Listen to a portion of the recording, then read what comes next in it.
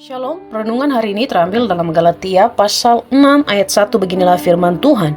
Saudara-saudara, kalaupun seorang kedapatan melakukan suatu pelanggaran, maka kamu yang rohani harus memimpin orang itu ke jalan yang benar dalam roh lemah lembut, sambil menjaga dirimu sendiri, supaya kamu juga jangan kena pencobaan. Judul renungan hari ini, kasih yang lemah lembut. Apa yang kita lakukan ketika kita melihat orang lain melakukan dosa atau melakukan kesalahan? Apakah kita kemudian menghakimi mereka, menilai mereka, atau mungkin menjauhi mereka?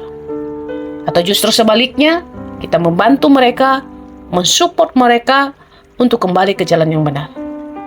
Jika kita melihat dunia ini, kalau kita melihat orang-orang yang belum percaya Tuhan dan bahkan juga orang yang sudah percaya terkadang, ketika melihat ada saudara-saudara kita yang jatuh ke dalam dosa, hal yang kita lakukan adalah menilai apa yang mereka lakukan itu salah dan kemudian menghakimi mereka, bahkan mungkin meninggalkan mereka.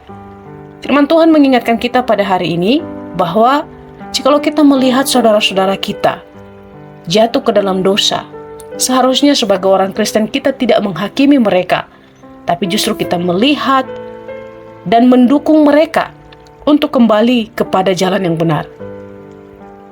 Hal ini bisa kita lakukan jikalau kita memiliki kasih Allah, kasih yang lemah lembut, dan kasih yang tidak menghakimi, tetapi memahami dan mendukung untuk kembali kepada Tuhan. Kita juga perlu mengingat bahwa ketika kita membantu orang lain yang jatuh ke dalam dosa, kita harus hati-hati dan waspada. Kita sadar bahwa kita adalah manusia yang lemah. Kita juga rentan terhadap godaan. Misalnya, ketika kita membantu orang yang melakukan kesalahan karena narkoba, mungkin kita mendukung dia untuk kembali ke jalan yang benar. Tapi kita perlu waspada.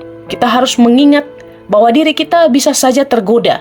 Oleh karena itu, ketika kita tidak mampu untuk menanganinya, lebih baik kita meminta hamba Tuhan untuk menangani. Jangan sampai kita terjerumus di dalamnya dan kemudian kita ikut jatuh di dalam dosa yang sama. Oleh karena itu firman Tuhan mengatakan, sambil menjaga dirimu sendiri, supaya kamu juga jangan kena pencobaan. Artinya, kita boleh mendukung, mendoakan saudara-saudara kita yang jatuh ke dalam dosa, tapi kita juga harus berhati-hati dan waspada terhadap godaan yang mungkin menghampiri kita dalam proses perjalanan kehidupan ini.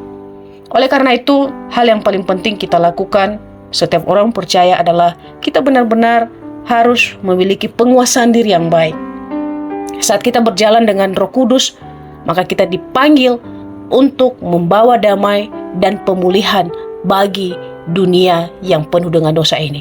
Kita tidak akan bisa memulihkan dunia ini tanpa anugerah Tuhan yang memampukan kita, tanpa kasih Tuhan yang mengubah hati kita lebih dulu. Ketika Tuhan telah mengubah hati kita, oleh karena itulah kita kemudian bisa menjadi berkat bagi saudara-saudara kita, dan kita bisa mengasihi mereka dan memberikan kasih sama seperti kasih Kristus yang ada dalam diri kita. Biarlah sebagai orang Kristen kita saling mengasihi dan saling mendukung. Amin.